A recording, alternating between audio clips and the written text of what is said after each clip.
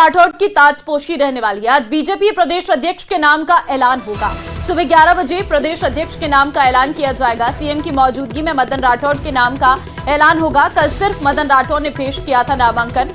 मदन राठौड़ के समर्थन में 5 सेट नामांकन पेश हुए थे। बीजेपी के तमाम नेता पार्टी ऑफिस में ही मौजूद रहेंगे। तो आज मदन राठौड़ की ताजपोशी रहने वाली है। देखिए, क्योंकि कल नामांकन जो है सिर्फ मदन राठौड़ के द्वारा ही किया गया था और किसी ने भी अध्यक्ष पद के लिए नामांकन नहीं किया था, तो इससे साफ जाहिर होता है कि अब मदन राठौड़ ही आगे बीजेपी के अध्यक्ष की कमान संभालेंगे। सभी नेतागण मौजूद रहे जब नॉमिनेशन फाइल किया गया और आज जो है ताजपोशी रहने वाली है। तो एक बड़ी जिम्मेदारी जो है वो मदन राठौड़ को मिलने जा रही है।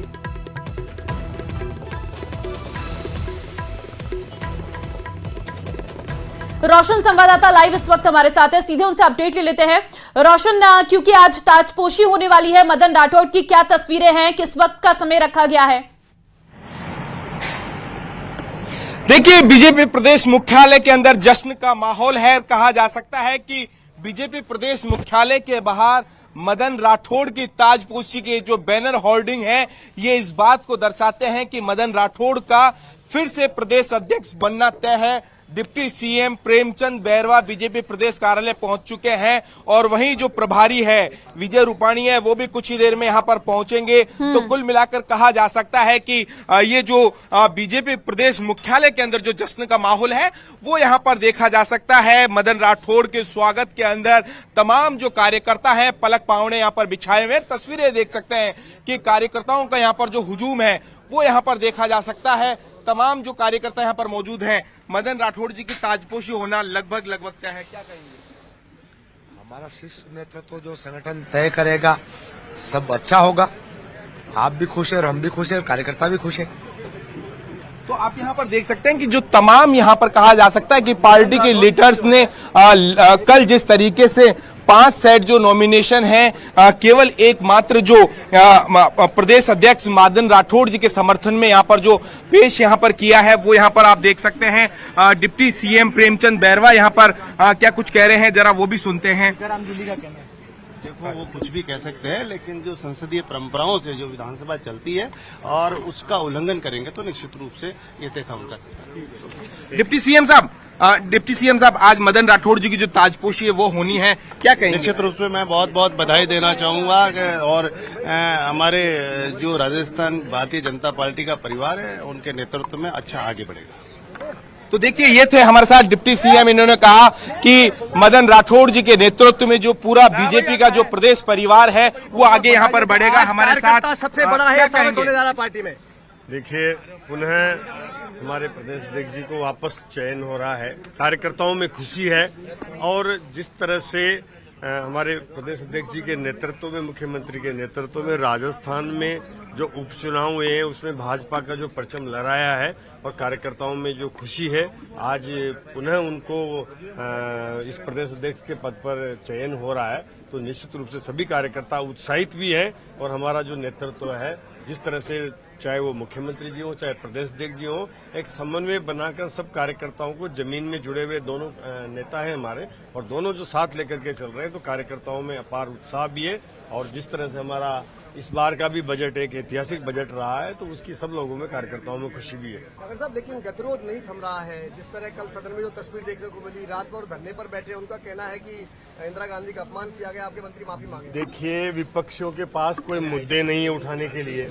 अब वो किसी भी बात का केवल तूल दे करके उसको मुद्दा बनाना चाहते हैं, जबकि ये तो मुद्दे की चीज ही नहीं है कि किसी को उनके लिए सम्मानीय है। हम भी पूर्व प्रधानमंत्री जी हैं, हम भी सम्मान करते हैं इंदिरा गांधी जी का। उनको यही कहा है कि दादी का है तो दादी कहना कोई न तो सम्मानजनक है न अपमान है, और फिर भी उनको कोई आपत्ति है तो हमारे जो मंत्री हैं अविनाश जी, उन्होंने भी कह दिया था कि भाई इसको अगर लगता है आपत्ति है तो इसको विलोपित कर दिया जाए, उस कार्रवाई में से निकाल दिया जाए। इसके अलावा कोई इश्यू ही नहीं था। ऐसी तो कोई बात बोली नहीं जो उनको ठेस पहुंची हो। तो ये केवल और केवल अपनी हठधर्मता के साथ और जिस तरह से ये व्यवहार कर रहे हैं लोकतंत्र में, जनता सब देख रही है किस तरह से ये इन्होंने मतलब एक अध्यक्ष का जो वहां पहुंच करके और उन पर जो हमला करने का जो इन्होंने प्रयास किया है, घिनौना कृत्य है, इसको माफ नहीं किया जा सकता। तो देखिए, ये थे हमारे साथ ऊर्जा मंत्री हीरालाल नागर। इन्होंने कहा कि जिस तरीके से आज जो बीजेपी प्रदेश अध्यक्ष की ताजपोशी यहाँ पर होगी, तमाम जो कहा जा सकता है कि नेताओं, क्या कहेंगे सर, बीजेपी प्रदेश अध्यक्ष की ताजपोशी आज हो रही, क्या कहेंगे? निश्चित रूप से एक ऐसे आदमी को प्रदेश अध्यक्ष के लिए चुना गया है या चुना जाएगा जो सभी पार्टी के छोटे से लेकर बड़े तक सभी कार्यकर्ताओं को साथ लेकर चलेंगे। उनकी कार्यशैली से परिचित हूँ। 2 बार वो मेरे साथ विधानसभा के सदस्य भी रहे हैं, तो मैं उनकी कार्यशैली से भली भांति परिचित हूँ और निश्चित रूप से उनके नेतृत्व में राजस्थान में भारतीय जनता पार्टी ऊंचाइयां छुएगी। जिस तरीके से तो आप देख सकते हैं कि तमाम जो बीजेपी के जो नेता हैं, जो कार्यकर्ता हैं, वो एक सुर के अंदर यहाँ पर कहते हुए नजर आ रहे हैं। आप जो देख सकते हैं कि भारतीय जनता पार्टी में जश्न का जो यहाँ पर माहौल है वो यहाँ पर देखा जा सकता है।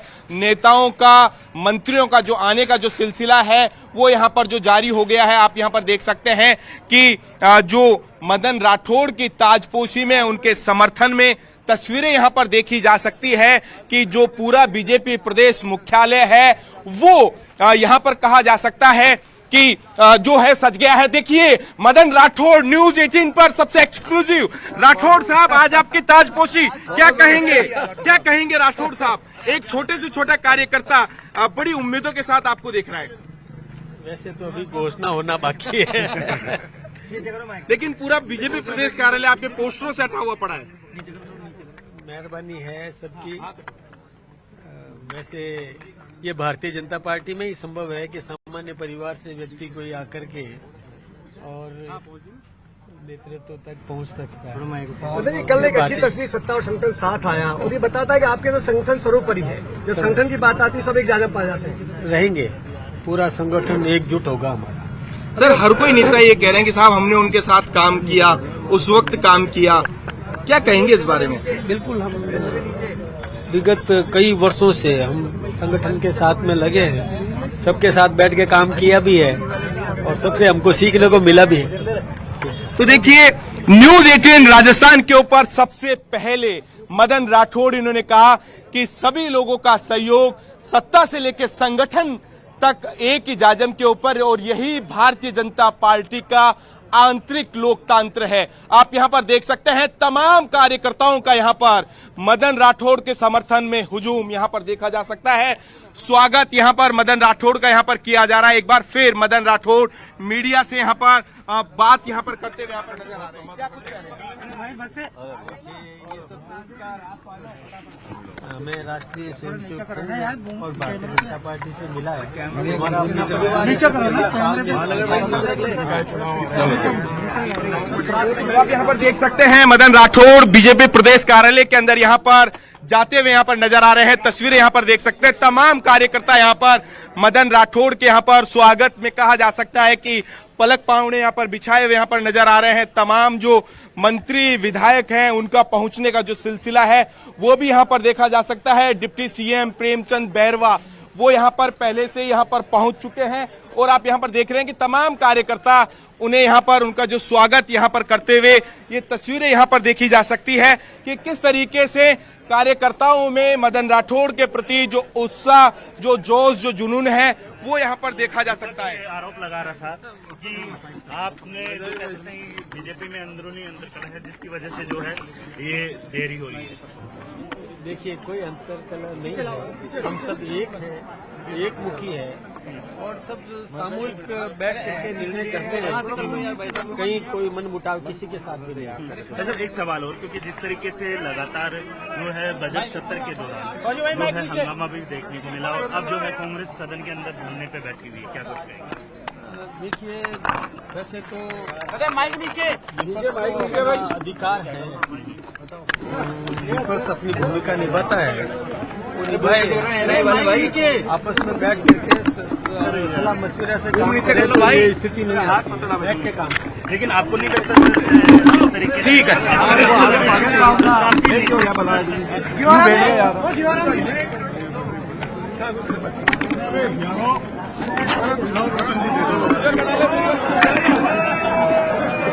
लाओ रोशन जी दे दो।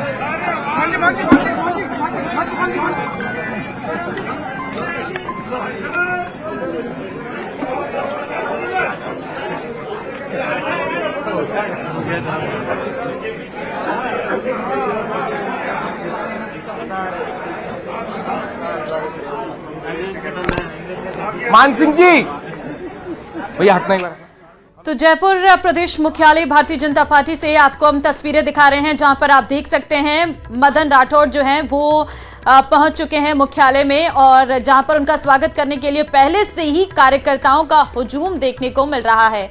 और साफ तौर पर सभी कार्यकर्ता बहुत ही उल्लास के साथ उनका स्वागत करते हुए नजर आ रहे हैं। रोशन हमारे संवाददाता लगातार हमें लाइव जानकारियां दे रहे हैं। उन्होंने मदन राठौड़ जो अभी कुछ ही समय बाद एक बार फिर से प्रदेश अध्यक्ष की जिम्मेदारी संभालने जा रहे हैं। तो उनको तो झुकना ही पड़ेगा। देखिए, आपने जो वीडियो देखा है, वो लोग जब आसन की तरफ जा रहे हैं उसके बाद वो तो नहीं दिख रहे, लेकिन स्पीकर दिख रहे हैं। स्पीकर का जो एक्शन है उसको देख के लगता है कि वो कितना आक्रामक थे। तो इतना आक्रामक यदि वो रहे हैं तो वो तो गलत है, और गलत को गलत मानना चाहिए, स्वीकार करना चाहिए, उनको माफी मांगनी चाहिए, तो सब ठीक हो जाएगा। और जो अड़के रहते हैं तो ठीक है, चल रहा है। लेकिन जोर से वो कह रहे हैं कि आपने इंदिरा गांधी का अपमान किया, आज वो प्रदर्शन भी कर रही है कांग्रेस पूरे में, और आपके मंत्री से माफी मांगने की बात कर रहे हैं। देखिए, पहली बात तो यह है कि अपमान जैसा उसमें कुछ नहीं है। हम नेहरू जी को चाचा कहते तो आप बुरा नहीं मानते, और नेहरू जी को चाचा कहते तो बुरा नहीं मानते, और इंदिरा जी को दादी का तो बुरा लगा है। दादी बहुत सम्मानजनक शब्द है, और उसके बाद भी यदि आपको लग रहा है कि वो हटना चाहिए तो हट जाता, लेकिन उसके बदले में आप इतना कर लो कि स्पीकर को अपने आसन से उठ के इधर उधर होना पड़े अपना बचाव करने के लिए, तो वो तो बहुत ज्यादा हो गया ना। उसके लिए तो उनको माफी मांगनी चाहिए। वो तैयार नहीं उसके लिए, वो कह रहे हमने जो किया ठीक किया है, तुमने ठीक किया तो फिर हमने भी ठीक किया। ठीक है सर। तो देखिए, ये थे हमारे साथ जोगेश्वर गर्ग। इन्होंने कहा कि जो सदन में कल जिस तरीके से यहाँ पर हुआ, एक बार फिर जोगाराम गर्ग साहब यहाँ पर पहुंच चुके हैं, संसदीय कार्य मंत्री जी। क्या अपनी बात पर अड़ा हुआ है।